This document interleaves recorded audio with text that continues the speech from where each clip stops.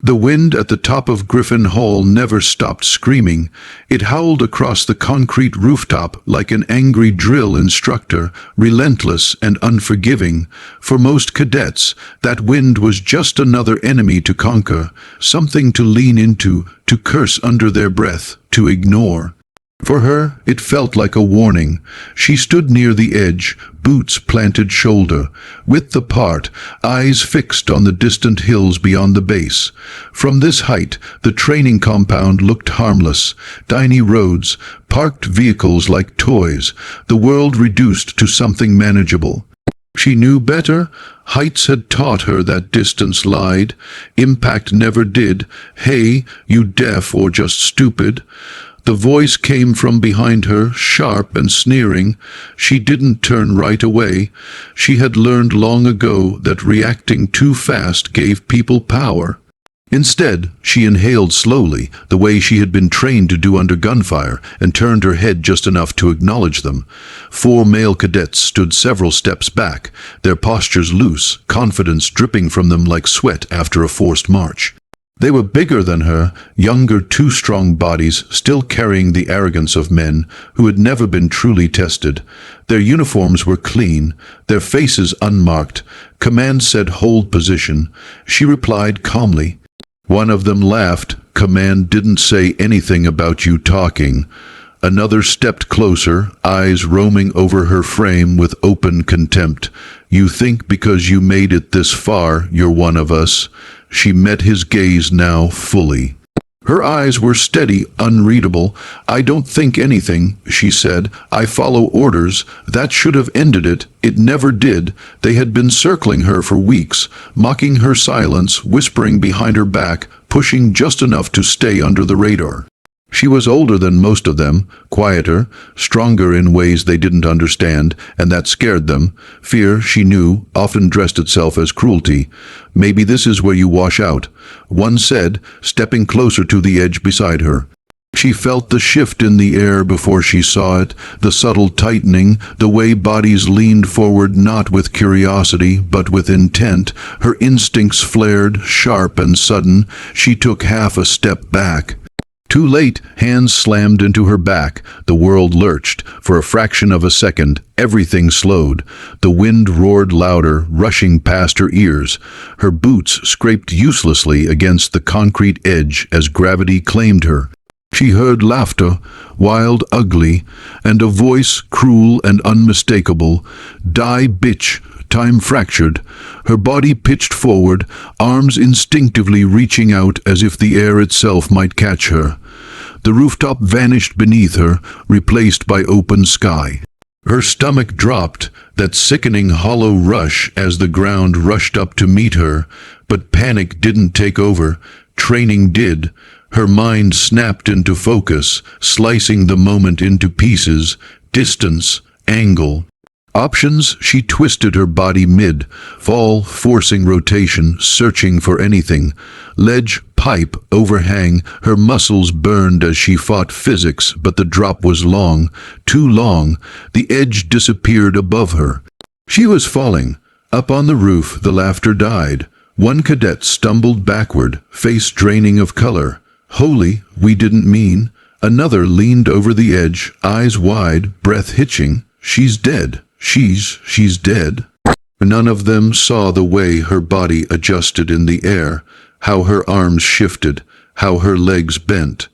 They didn't recognize the movement because they had never seen it before. Not in training manuals, not in drills. Below, alarms began to scream. A distant shout echoed from the courtyard as someone looked up and pointed. Boots pounded, orders were barked, chaos bloomed like fire, and still she fell. Wind tore at her clothes, ripped the breath from her lungs. Her jaw clenched, eyes locked downward now, calculating. Pain was inevitable. Survival was optional. If you didn't know what you were doing, she did. The cadets froze at the edge, horror rooting them in place. In their minds, it was already over, a mistake, an accident they could never take back. None of them yet understood the truth. They hadn't just pushed a cadet, they had pushed the wrong woman. And far below, as her body vanished from sight, The story they thought they were ending was only just beginning. Impact came like thunder. Her body struck the lower maintenance platform hard enough to rattle the steel supports beneath it. Bone, jarring force ripped through her shoulder and hip, a sharp white flash of pain that would have dropped an untrained body into shock. She rolled with it, exactly once, then twice, burning momentum away the way she had been taught years ago in places no one here would ever speak of. She stopped at the edge of the platform, chest heaving, palms scraping against rough concrete. For half a second, the world went silent. Then pain arrived in waves. She sucked in air through clenched teeth, eyes shut, cataloging damage the way muscle memory demanded. Shoulder, strained, maybe bruised, ribs, screaming but not broken, left leg, intact, spine, intact. She flexed her fingers. Good. She was alive. Above her, voices erupted. Medic, get a medic. Oh God, she's not moving. Boots thundered toward the edge of the rooftop. Faces appeared pale and shaking.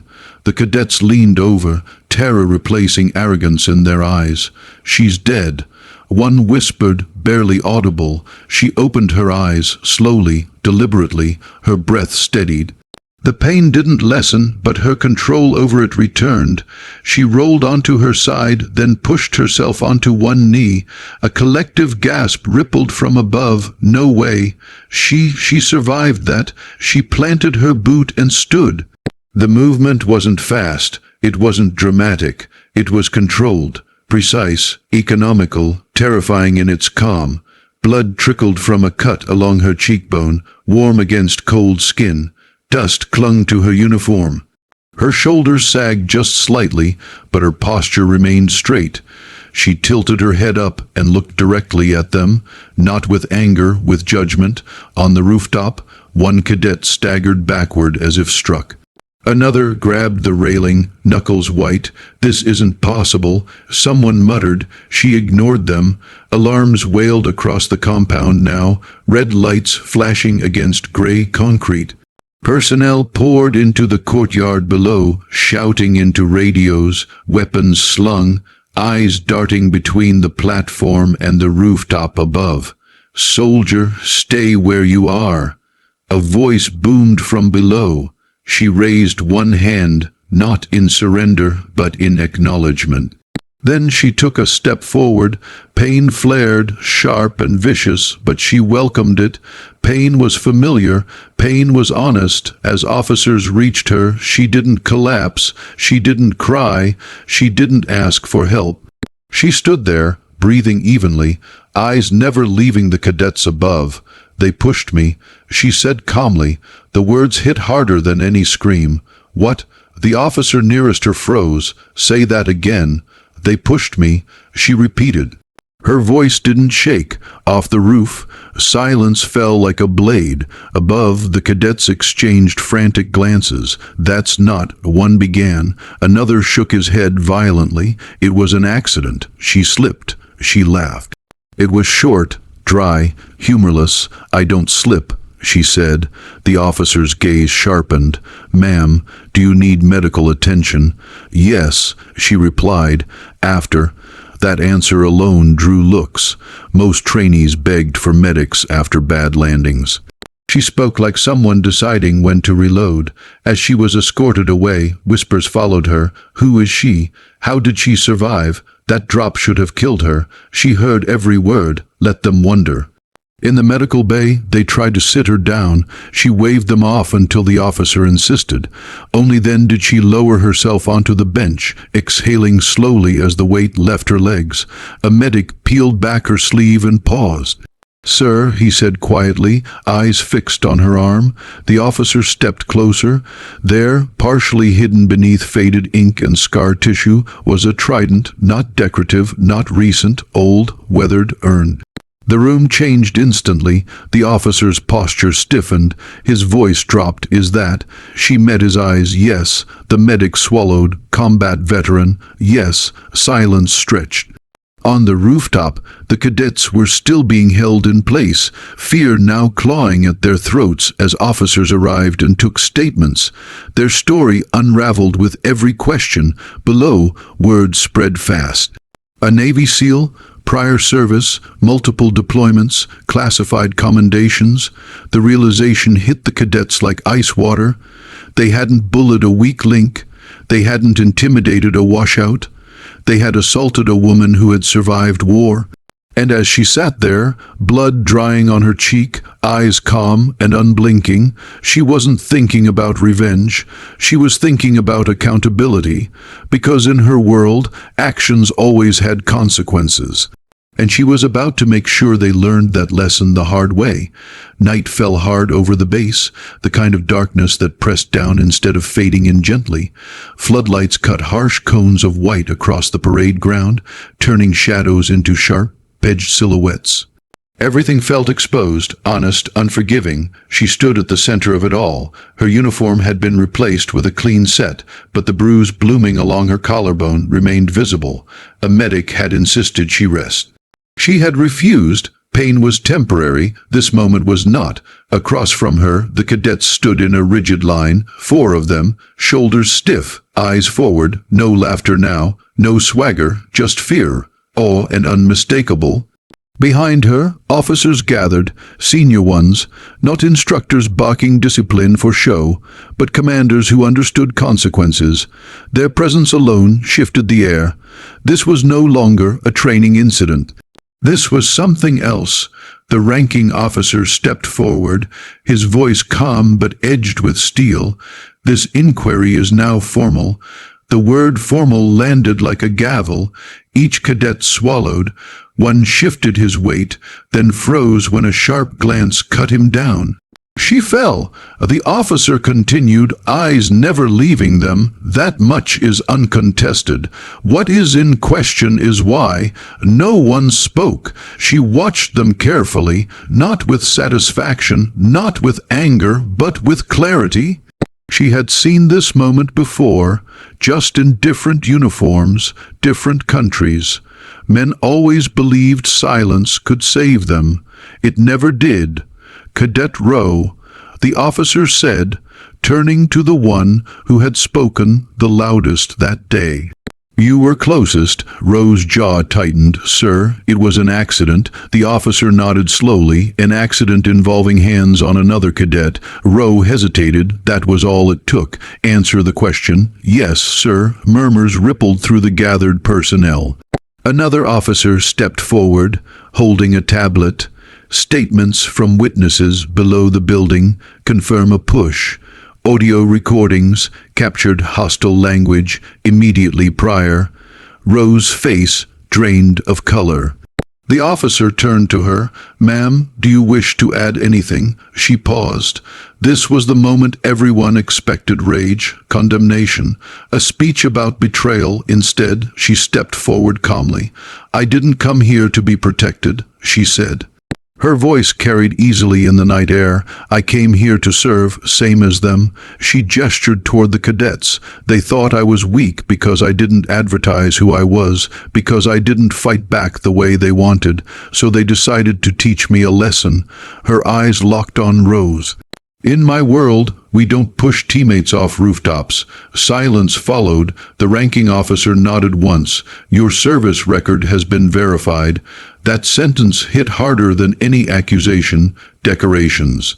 Deployments, operations that would never be named out loud, years spent in places that didn't exist on maps. The cadets had pushed her without knowing. They were touching something forged in fire. They assaulted a decorated combat veteran. The officer continued. During a sanctioned training exercise with intent, one cadet's knees buckled slightly. He caught himself just in time, effective immediately. The officer said, all 4 of you are removed from the program pending court-martial review. A sharp intake of breath ran through the line. No, sir, please. One blurted out, discipline finally cracking. We didn't know who she was. She turned slowly. That, she said quietly, is the point. The officer raised a hand. Escort them. As military police stepped forward, Rowe looked at her one last time. His voice broke. "You ruined our lives." She held his gaze. "No," she said, "you did." They were led away, boots scraping against concrete, dreams collapsing with every step. When they were gone, the night felt lighter. The officer turned back to her. "You could have ended this earlier, pulled rank." She shook her head. "Then they wouldn't have learned anything." A pause. Respect flickered in his eyes. "You're cleared to continue training," he said. "If you choose." She looked out across the base. The lights, the buildings, the young recruits still running drills despite the hour. The future, fragile, worth protecting. "I choose to stay," she said. He nodded, "Then welcome." As the officers dispersed, she finally exhaled. The adrenaline faded, leaving exhaustion in its wake. But beneath it was something steadier. Purpose. She walked alone toward the barracks, footsteps measured, posture unbroken. Tomorrow, whispers would follow her. Some would fear her. Some would admire her. That didn't matter. What mattered was the lesson left behind. Strength wasn't loud. Honor wasn't announced. And true warriors didn't need to push others down to stand tall.